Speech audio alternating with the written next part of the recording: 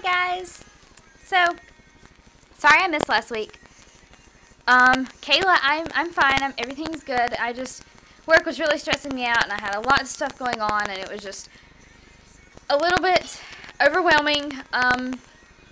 And the migraine started, and it was just bad. So, sorry again. I can't make it up enough. I'm sorry. So, before I go ahead and forget what the challenge that I'm supposed to be doing was, I'm going to go ahead and get that out of the way before I start rambling.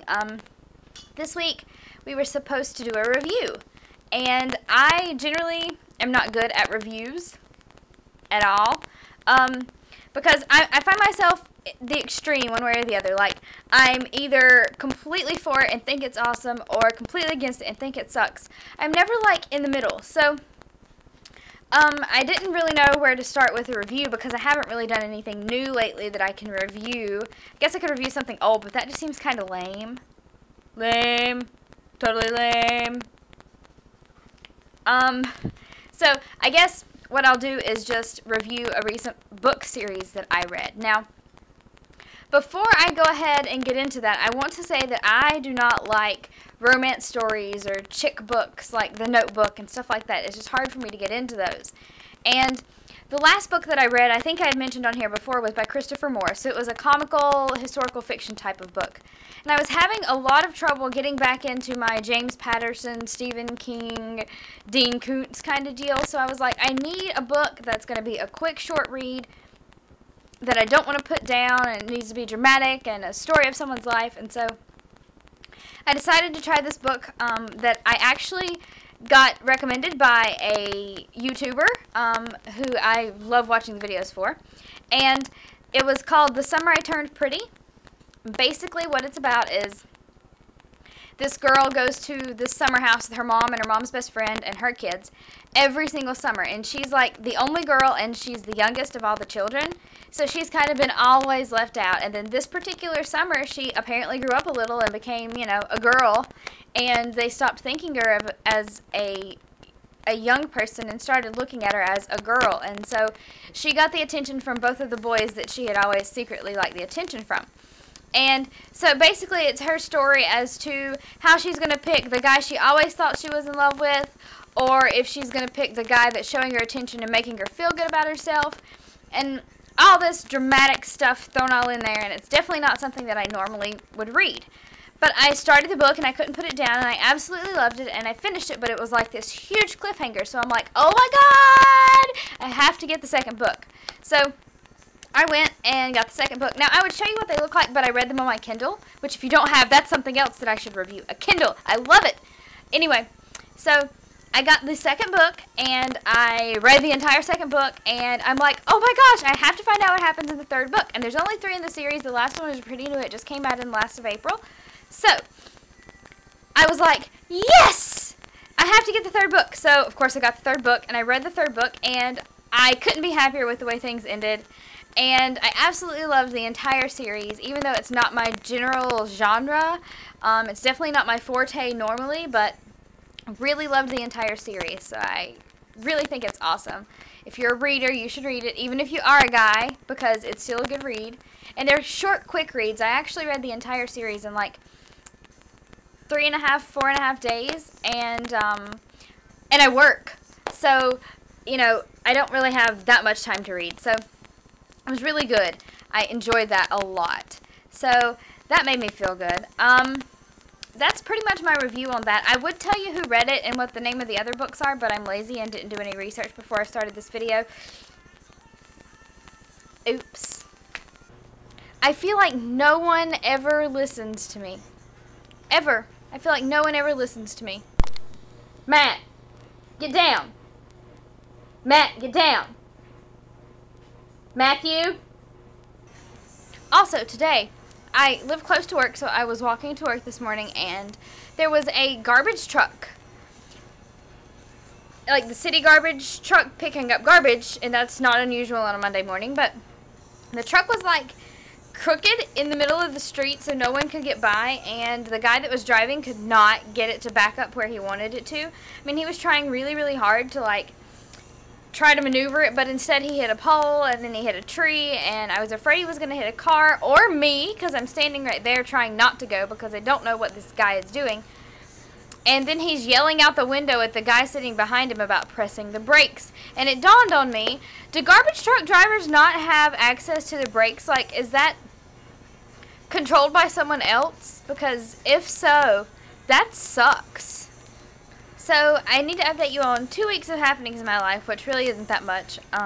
2 weeks ago, I done the Susan G. Komen 5K for breast cancer, so that was good. There was a lot of people, like over 10,000 in my city that done it, so that was also awesome. And then that same night I went to an 80s birthday party where the theme was you have to dress 80s, but it was a roller skating party, and I learned that I can't roller skate.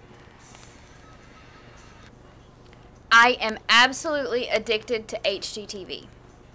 Absolutely addicted to it. I love watching House Hunters International because I get to learn about other places in the country, in the world, I mean. And I like watching House Hunters because you get to see different towns and cities all over the nation. So I really, really enjoy that. I also like home improvement shows and decorating shows. But I'm addicted to HGTV. Like, I really think I'm super addicted to it. And there's this one called Income Property, and apparently the guy that is like the host and the carpenter and the designer, he's kind of he's really smart, and I really like him, but people tend to flirt with him a lot on the show, and it really upsets me. It's not jealousy maybe, but it really upsets me. Also, apparently the world as we know it is going to end on the 21st of May, which today is the 16th, so I don't really have a lot of time left. And I've got a lot of things that I need to get done. And so I just wanted you guys to be aware that, you know, that's when the world is supposed to end as we know it. Basically, from what I've gathered from reading and doing a lot of research, that on the 22nd, when we wake up, if we're still here, we're basically kind of effed. And it's going to be completely dark. Like, total darkness, like nothing's going to work and everything's going to be different. So, if you have things that you need to get done, you should probably do them now because there's not a lot of time left. I've got a lot of things I need to get done. So just so you're aware of that. Currently, I'm trying to beat my high score on challenge mode, one of the challenge modes, for the Batman Arkham Asylum game. So I'm kind of excited about that. Oh my God! The Red Sox! The Red Sox won! They totally beat the Yankees. I can't believe that wasn't the first thing I said. The Red Sox won. I need to change. I need to change into my Red Sox shirt. The Red Sox totally won. Kaylee, you mentioned going to see Thor. Don't ruin it for me. I'm going to see it soon. I was going to see it last weekend, but I was just kind of lazy because I was tired. So I'll probably go next weekend to see it. So don't ruin it for me. I'm really excited about it. Oh, the new Transformers movie also is probably coming out really soon. And I heard that the new Call of Duty is coming out. It's going to be a great summer for entertainment. But anyway, back to what I was saying about the Transformers movie. I really, really like the Transformers, not only because they are transforming robots that are saving the world, but also because in the movies, Shia LaBeouf's girlfriend's name was Michaela. So for like however long the movie is, I get to sit there and listen to Shia LaBeouf say my name, and that's really, really cool. So Michaela's actually not going to be in the third one, and I'm sorry. Spoiler alert, if you guys didn't know that. And I don't understand it, and I don't understand how they're going to make the transition, because all of this build up to their absolute just dedication to one another, and then all of a sudden, hey, she's gone, so I don't really know how that's going to work out. And I don't really know who made that decision or why, but I think it was... Okay, so I think I'll stop rambling now, because I've kept you guys halfway interested long enough. I wanted to ask a question, but I don't really know what I should... Oh! You guys never answered my question from before!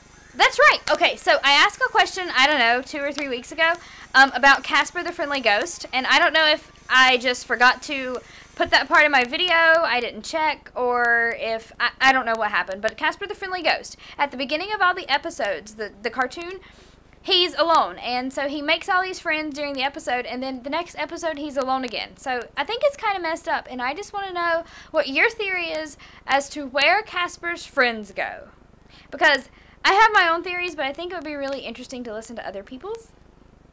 Not that it really bothers me. Well, actually it does. I think it's really messed up. Anyway, so I'm going to stop rambling now, and I will talk to you guys next week. Bye!